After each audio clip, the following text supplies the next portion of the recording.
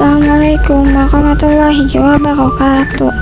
Let me introduce myself. My name is Yasmin Rizkiatul Rifa. Here will explain better about emergency deliveries is in order to fulfill the midterm explain for the English. Because with Bapak Rudi Haryono as the introduction.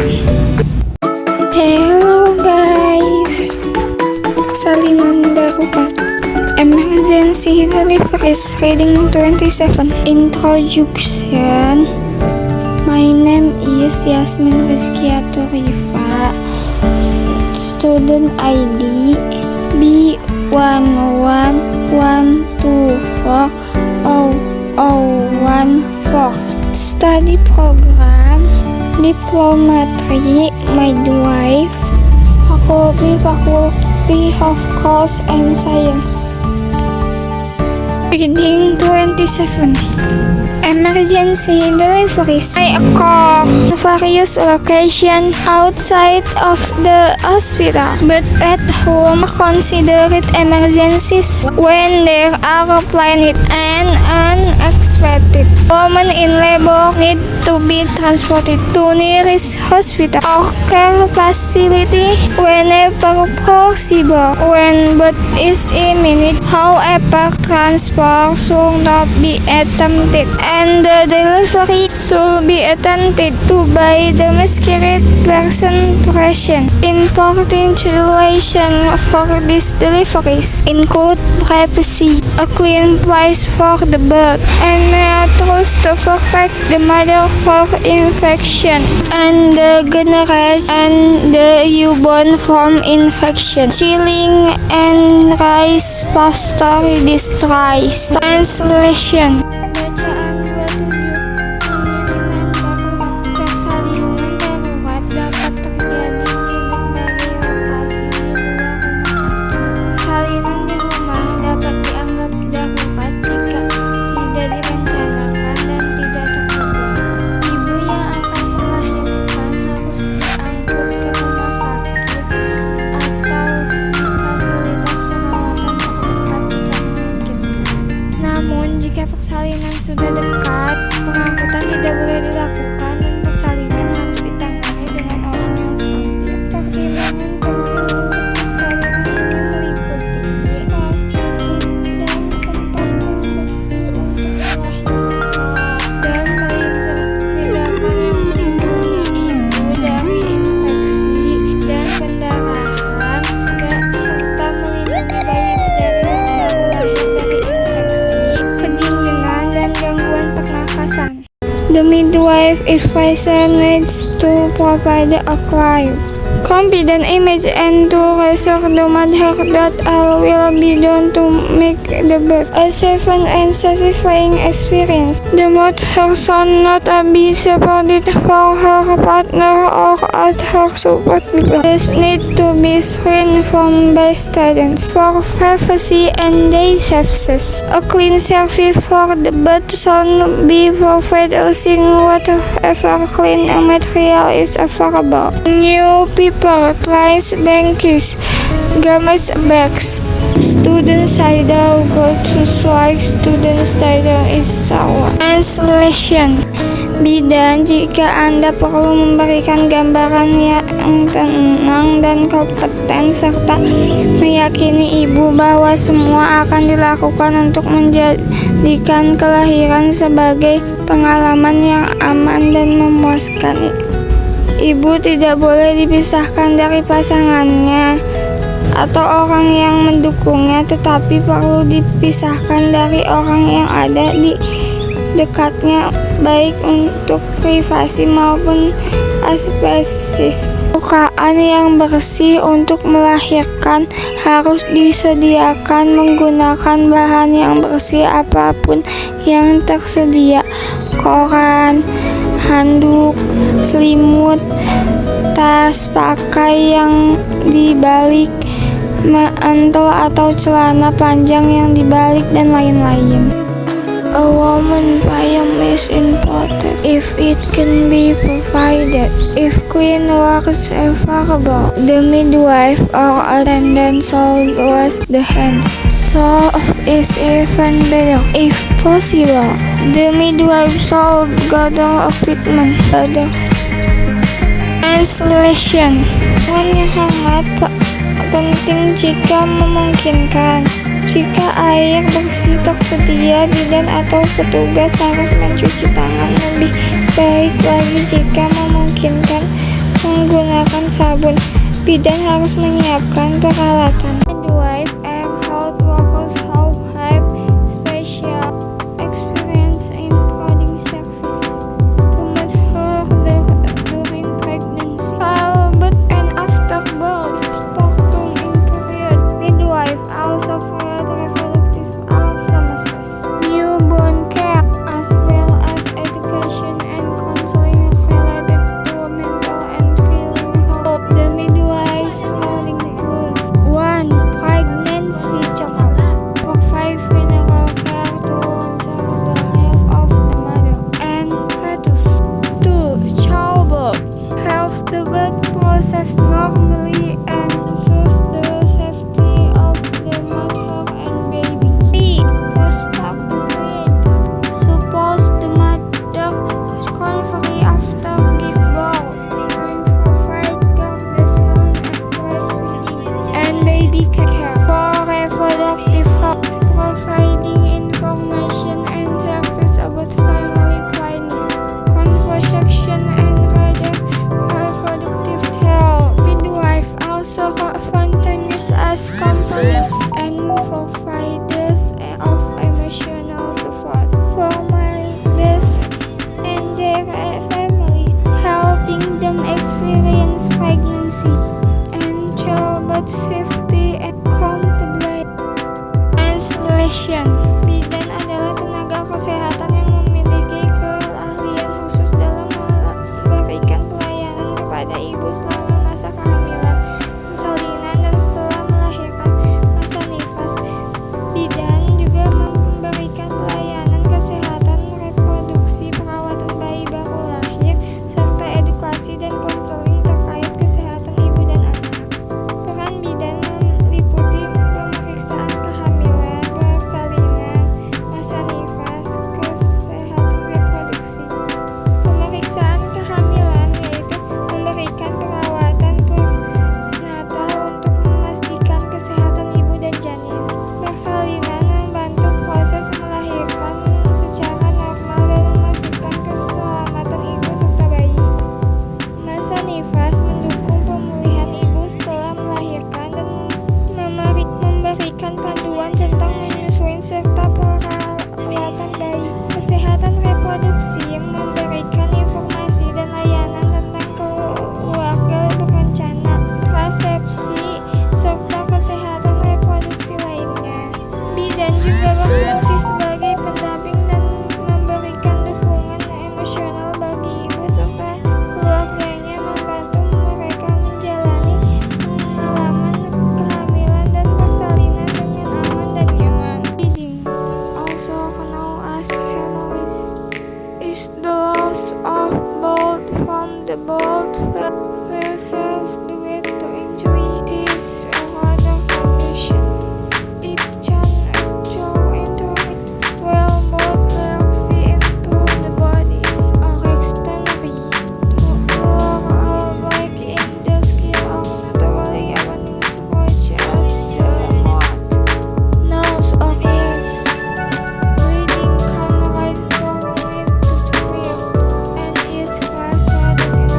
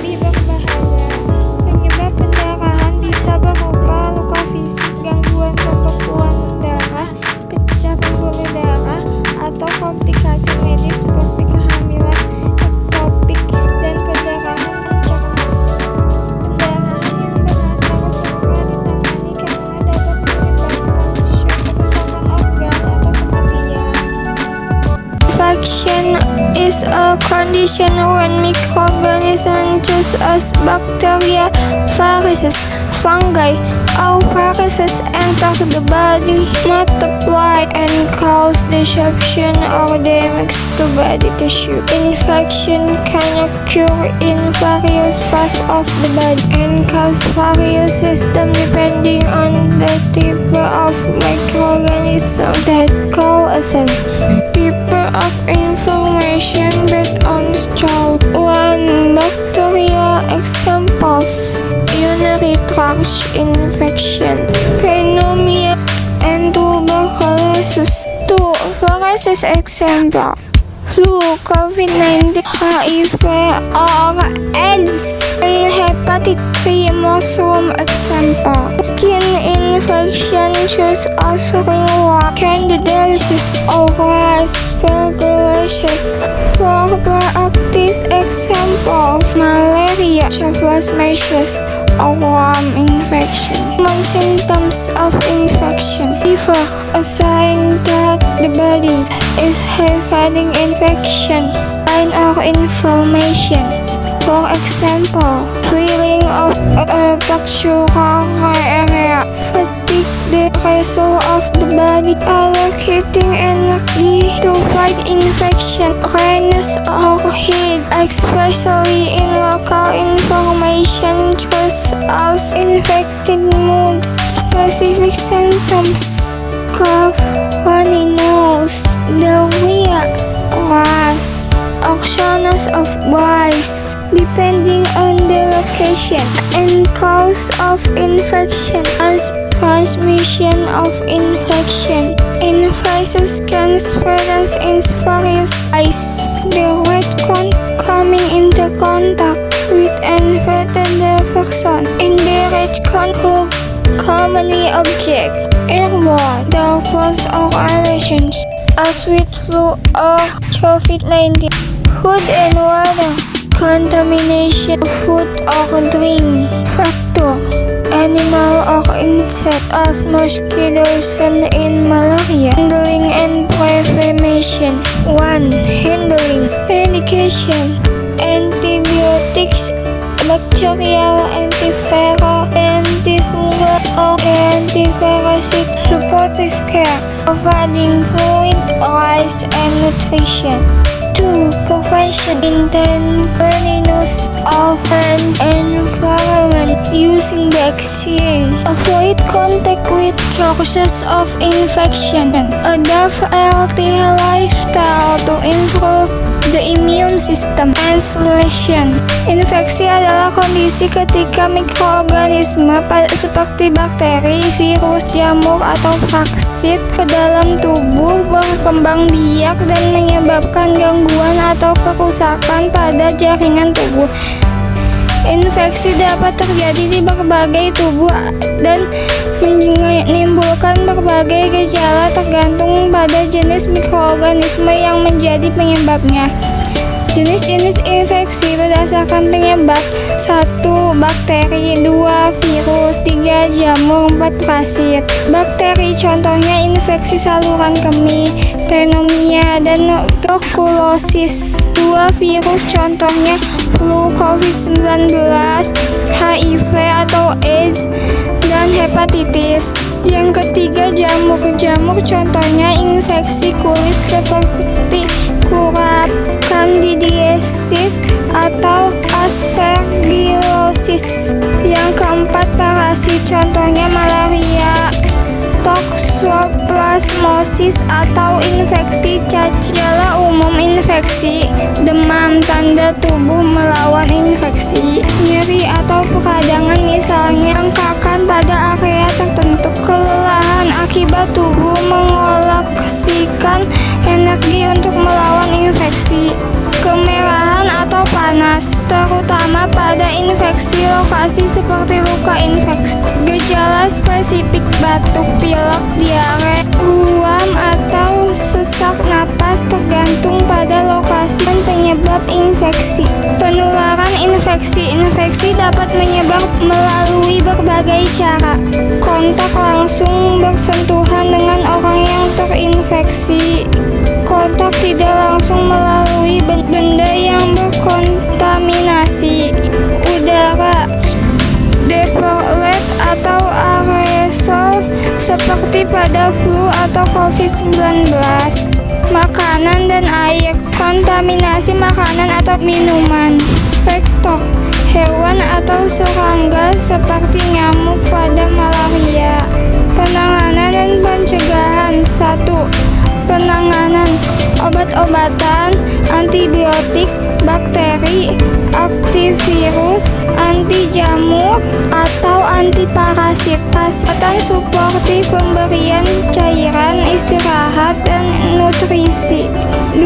Pencegahan, menjaga kebersihan tangan dan lingkungan, menggunakan vaksin, menghindari kontak langsung dengan sumber infeksi, menerapkan gaya hidup sehat untuk meningkatkan sistem imun. Infeksi ringan biasanya sembuh sendiri, tapi infeksi serius memerlukan penanganan medis segera. The umbilical cord is a tube-like structure connecting fetus to the placenta during pregnancy. The umbilical cord reaches its channel that carries oxygen and nutrients from the mother, the fetus, and transport them to the embrace from the fetus to the mother for expansion. Umbilical cord structure.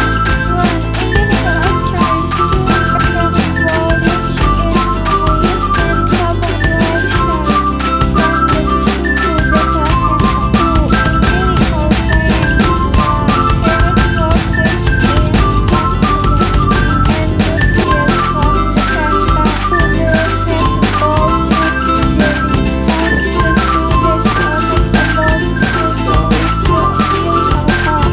Regulating pressure of the umbilical cord function. 1. Access and nutrient transport. Ensure the fetus receives a supply of oxygen and nutrients needed for growth. 2. This transport waste products and carbon dioxide from the fetus to the placenta. 3. Creation of life. Ensure communication between the mother's body and the fetus during pregnancy. After birth, after the baby is born, umbilical cord is climbing cord, leaving a hymen called the umbilical cord stem, and the baby's stem will enter the egg. The follow-up is all with 1 and 3 weekends after birth. Good umbilical cord care is necessary to prevent infection if there are complications, such as entanglement of the umbilical cord during pregnancy. After umbilical personnel will take action to ensure the safety of the mother and menstruation. Tali pusat adalah struktur seperti tabung yang menghubungkan janin dengan plasenta selama kehamilan. Tali pusat berfungsi sebagai saluran yang membawa oksigen dan nutrisi dari ibu ke janin serta mengangkut limbah metabolik dari janin ke ibu untuk dikeluarkan. Struktur tali pusat. 1. Arteri umbilikalis. 2 buah membawa darah yang kaya limbah dan karbon dioksida dari janin ke plasenta. 2. Vena umbilikalis. 1 buah membawa darah yang kaya oksigen dan nutrisi dari plasenta ke janin. 3. Jadi luar ruang. Jaringan lunak yang melindungi pembuluh darah di dalam tali pusat, mencegah tekanan atau kerusakan fungsi tali pusat. 1. Transportasi oksigen dan nutrisi. Memastikan janin menerima pasokan oksigen dan zat gizi yang dibutuhkan untuk pertumbuhan. 2. Pembuangan limbah. Mengangkut produk limbah dan karbon dioksida dari janin ke plasenta. 3. Penghubungan kehidupan. Memastikan komunikasi antara tubuh ibu dan janin selama kehamilan. Setelah kelahiran.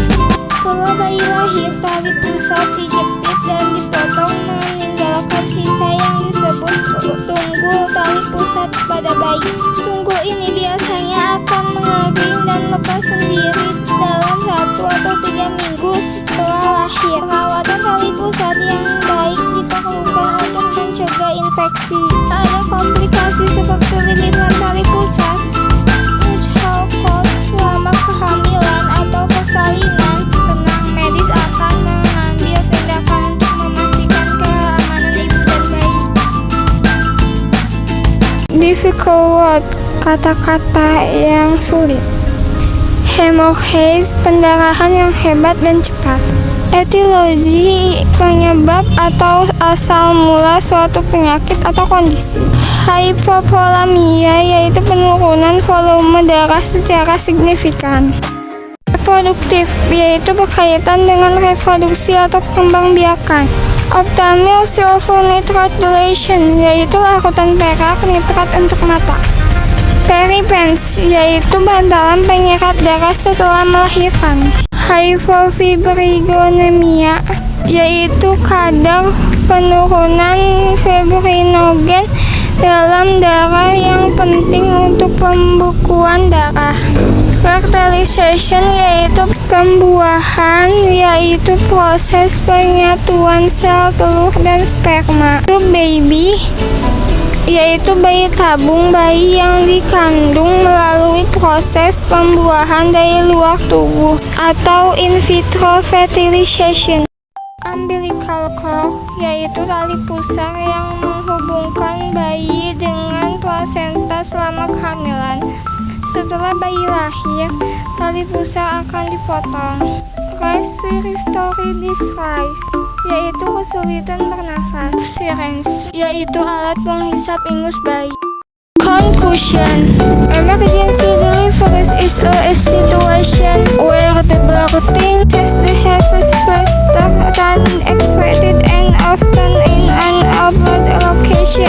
Choose us outside of a hospital. It can be first for experience for about the mother those around her with proper care. Emergency child can be solved. Sekali ya kata-kata sulit yang ada di dalam teks tersebut. Mari kita pelajari lebih lanjut. Kesimpulan, persalinan darurat adalah situasi di mana proses melahirkan terjadi lebih cepat dari yang diharapkan dan sering kali tidak tempat yang direncanakan, seperti rumah sakit. Ini biasanya menjadi momen yang sangat menegangkan, baik bagi ibu yang melahirkan maupun orang-orang di sekitarnya. Dengan penanganan yang tepat, persalinan darurat bisa berjalan dengan aman. Universitas Muhammadiyah Bogoraya, maaf ya semuanya bila ada kata-kata yang salah dalam menyampaikan materi atau dalam mengedit video ini kurang jelas. Masih banyak kesalahan karena saya masih banyak belajar, jadi mohon dimaafkan ya semuanya. Karena kesalahan datangnya dari saya, yang benar itu hanya milik Allah. Sekian dari saya. Assalamualaikum warahmatullahi wabarakatuh. Dadah semuanya. Thank you yang udah nonton. Sampai jumpa.